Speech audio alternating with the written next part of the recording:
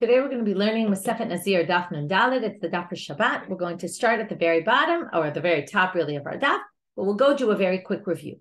What we saw so far was this Ever Min Hamet and Ever Min Hachai Sheyesh Alehem Basar Karaoy, and then we said they have enough Basar Karaoy, and now we want to know this Ever Min Hamet.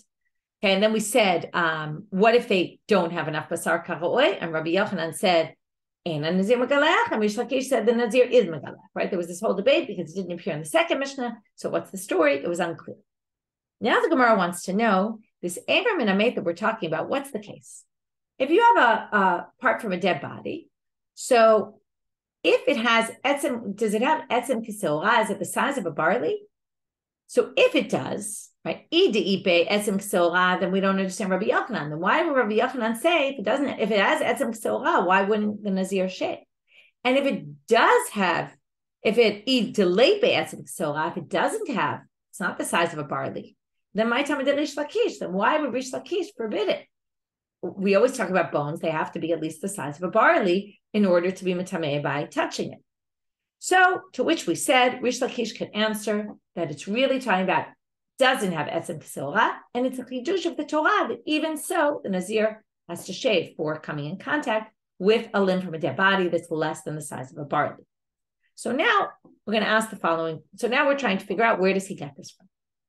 First, we quoted a Breita. The first Breita really isn't so important. It's just kind of setting up. We're going to have one Breita that talks about tumat oil. The next Breita is going to talk about tumat maga, touching, coming in contact with things, which is going to be our issue because etzem kiseora is only a problem with touching, not with in a tent. To be in a tent, it has to be, right, there are all sorts of other criteria. Now, the last thing we saw was obekever. We were darshaning this pasuk. Okay, and we went through darshaning all those. What is bekever? Bekever is a kever satum. It means a sealed grave, which doesn't have a space of a tefach above the dead body before the cover. If it has a space of more than a tefach by a tefach space, then we already like a length, width, and height, okay, cubic tefach. Then already it has a law of ohel. The whole thing is tamei tumat ohel. But a kever satum, which doesn't have a whole tefach, it's tumat ohel in a bit of a different way. Instead of it spreading out to the entire covered space here, we're going to say to Amar Mar, as so-and-so explained, Tuma, I'm starting now for the beginning of our daf. Tuma bokat bo'ola bokat b'yored. Wherever the dead body is, go up, go down. It's going to be tamei up and down, but not to the sides. Doesn't fill up the space where the kever is because you don't have a halal tefach, so it's not called an oel in there. Be'ilu, okay, that was all the first part of the Breita, the first Breita. Ilu gabei negiah, when it comes to touching tumat maga, Amar Rabbi Yehuda, and this is where Reish Lakish is going to prove his point. Tanya, he quotes a Breita that says, "V'chol hanogea," another pasuk by the Paraduma section. "Chol hanogea be'etzem o b'chalal, o b'meit o b'kever." I'm reading the rest of the pasuk. In a bone or a dead body, or a halal, like a corpse, a mate, a dead body, or b'kever. So what are all these things saying? Or a grave. So be'etzem, that teaches us ze'etzem kiseora, teaches us that when it comes to maga, because it says hanogea. It said in the pasuk, someone who touches etzem, what size etzem? The drasha is the size of a barley. O b'chalal, what's this halal? That's a reference to ever min hachai, an ever that comes from a live person, but doesn't really have enough in order to create a scab, enough flesh on it. So that's only going to be maga, not tumat oil. O b'meit. What do we mean when we say mate? We mean a limb that comes from a dead body. Oh, so notice already, we have etzem kiseora as one, and a limb from a dead body is two. So in a minute, we're going to get to what Reish Lakish says about that. Oh, but kever, Amar Reish Lakish, the kever shelifnei adibur. A grave is usually tumat oel. But why maga here? Why is it added here? It's to tell you that before they got the Torah, it was only by touching. After the Torah was given, then already had this law of oel. Hi, Ever Min Hamet, Techidami. This case of Ever Min Hamet, what is the case? It can't possibly be this. It's the size of a barley because that's already learned from an ogea be'etzem. It must be smaller than that. What do you see here? And yet the Torah included it. So there's Reish Lakish's proof. And Reish Lakish isn't saying this. They put words in his mouth. Amar Lacha Reish Lakish. Reish Lakish would say, if he were here, etzem kasor, it's even less than etzem kasor. And there's a special drasha in the Torah to see it. You see it from this bright. Amar Lacha Rabbi Yochanan. What can he say? Olam, because he thinks a Nazir. Right? Rabbi Yochanan says, "Ein a Nazir megaleh chalav." And what does he say? Lo olam de'ipe. Okay, it has etzem kasor. And what does he say? No. He's saying it has etzem kasora. Here, 1 second.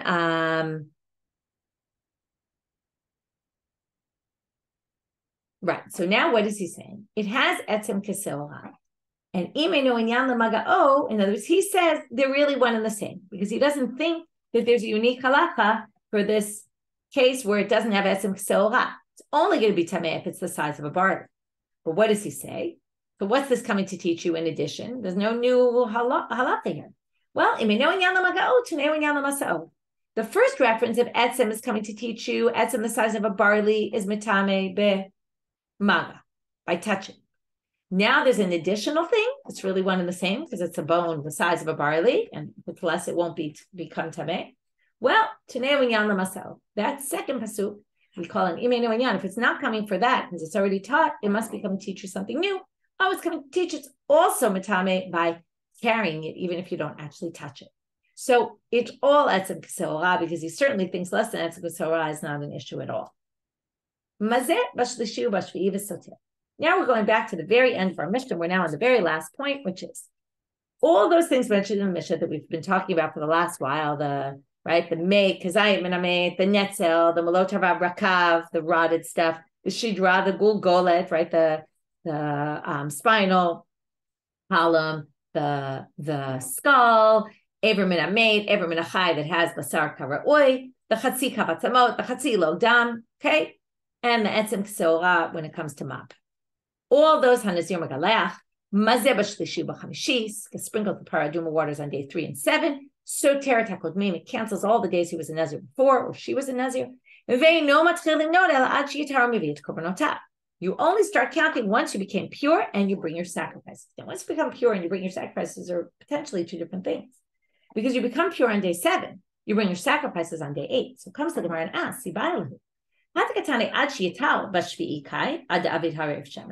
is it time about the 7th day? And before even the sun has to set.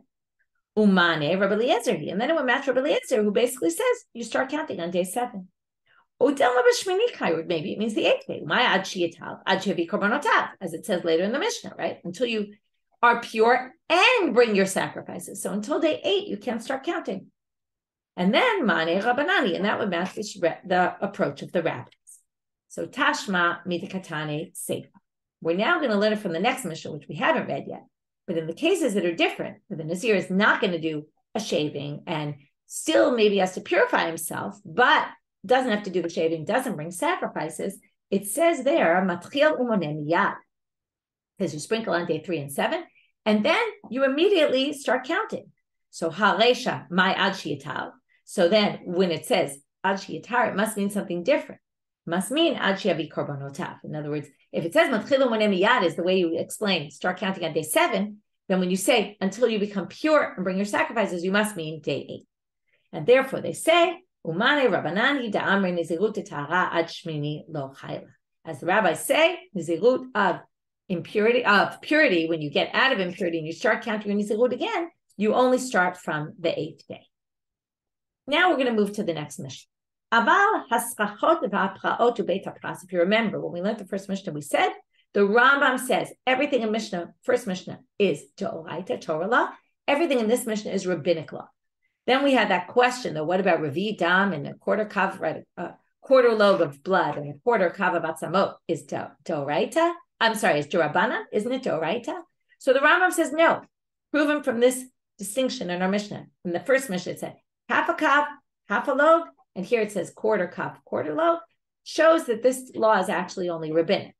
Tosfot said everything else is rabbinic, but that one is actually halacha l'moshe misina. It really is Torah law.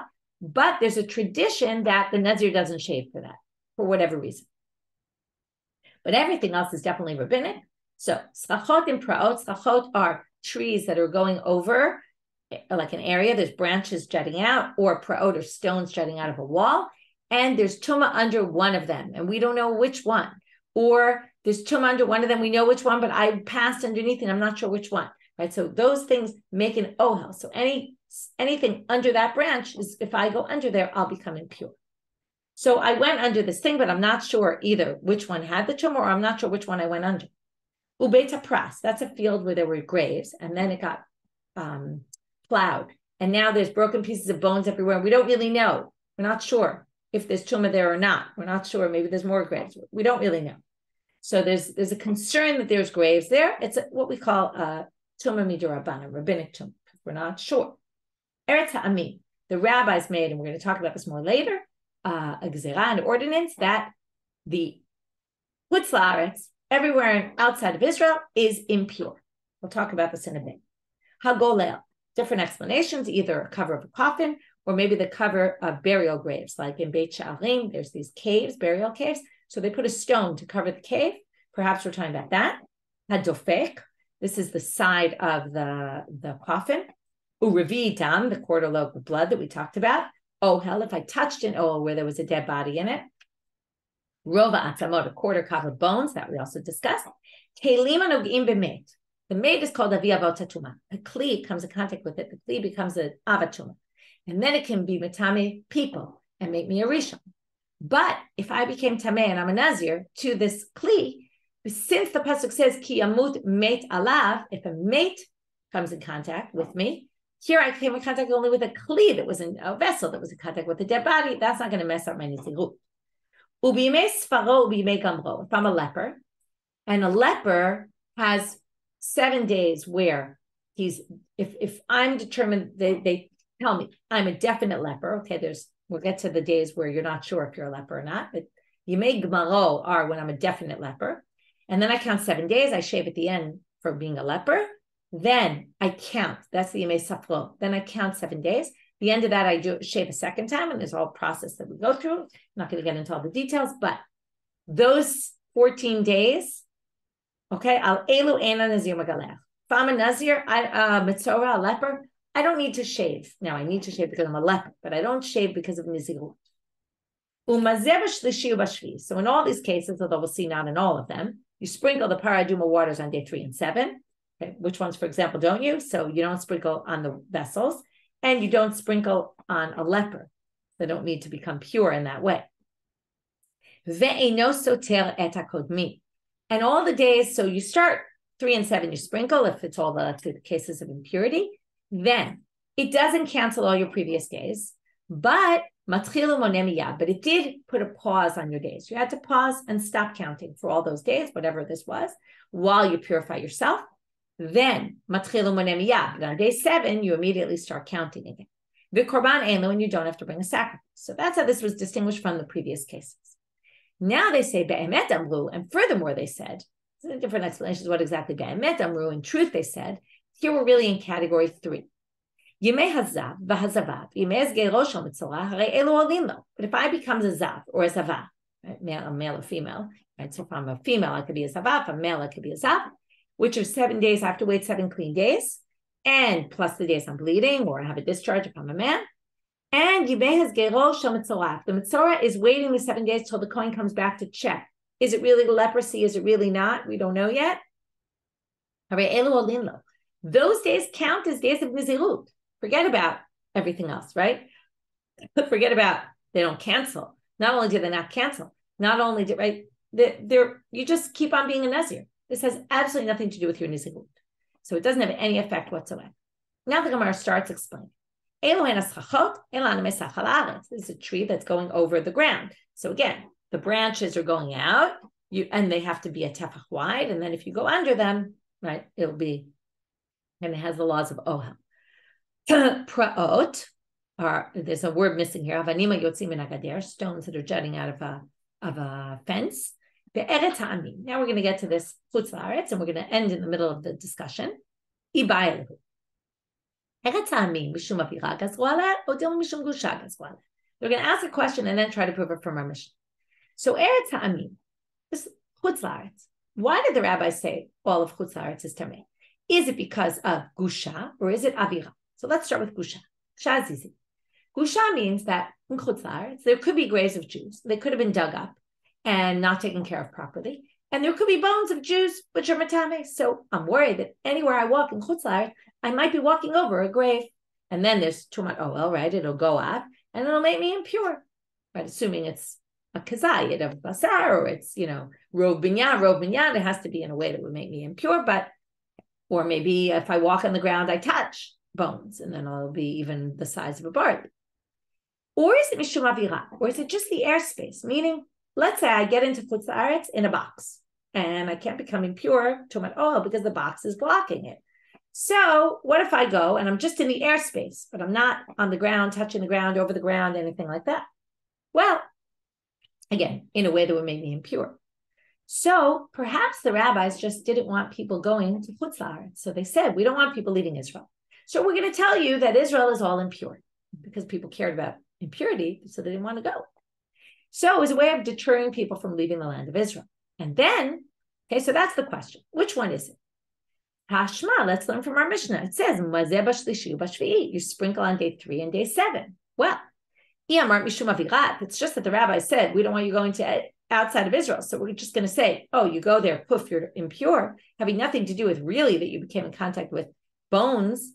Then what's this sprinkling going to do for you? Elalav mishum gusha, it must be because of real tumah. Otherwise, you wouldn't have to sprinkle. Well, the Gemara says, as I mentioned in the Mishna, you could say it's because of the air, and meaning the rabbis just said, we don't want you going.